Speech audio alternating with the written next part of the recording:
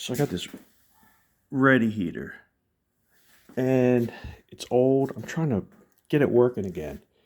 So what happens is I plug it in, and I hear the fan turn on, but nothing would light. So I took this thing apart and I cleaned it up. Um, and what I noticed is when I plug it in, the glow plug in here lights, or the igniter lights like yellow hot, and then you can see the spray come out of here, and the spray won't light. So I'm thinking, well, what is it, just bad kerosene or whatever? So I went out and got brand new kerosene, right? And so I know that it's good stuff, right from Lowe's. So then I plug it in, it still doesn't light. So I'm looking at the droplets and I'm thinking, they just didn't seem like fine enough. So I wonder if there's something wrong with the pump.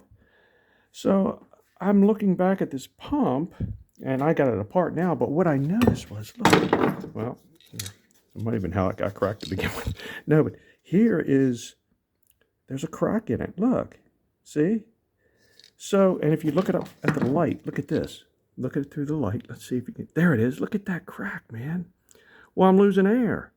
And so when I saw that, and I checked out, this this hub on here that goes there, and it's got the blades in it, for the pump, because this is your pump, right?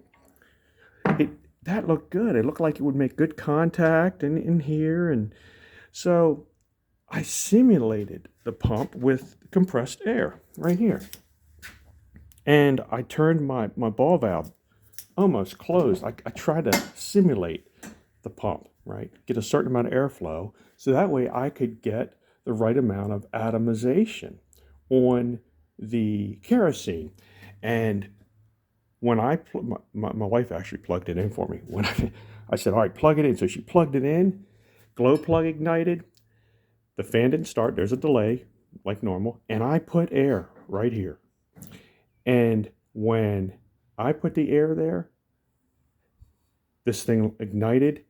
Oh my, it was like brand new. And but because I couldn't control the air pressure, it was getting a little overwhelmed here. And I'm not sure if the fuel mixture was off or whatever, but air to fuel. But either way, it lit. And so that tells me the fuel was not getting atomized.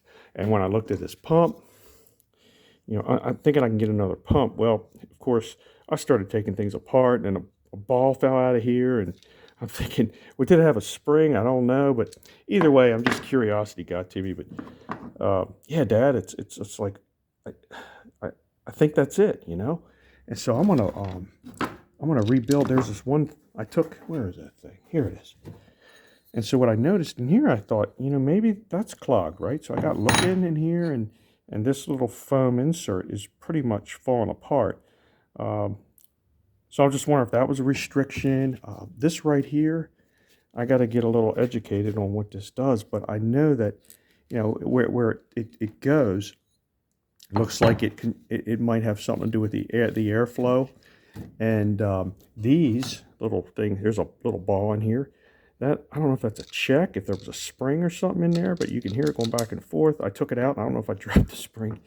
And this just bottoms out right here. This is another adjustment. So, but I'm going to get a new end right here, and maybe in one of these and a little foam. So we'll see how it goes. But yeah, I want to get this thing going. Oh, and look at this. See these tires? They keep getting deflated. So I'm gonna see if I can get tubes for them. Just put tubes in here, right? See, and clean them up real good, and make this thing run like it's new, I guess. But remember that we made that out of conduit. That holds the heater. We slide the heater in there. So anyway, I want to just give you an update on this. So we'll see how it goes. Next time you come here from Delaware, we want it to be so cold if we work on your car. All right, buddy. Love you. Bye.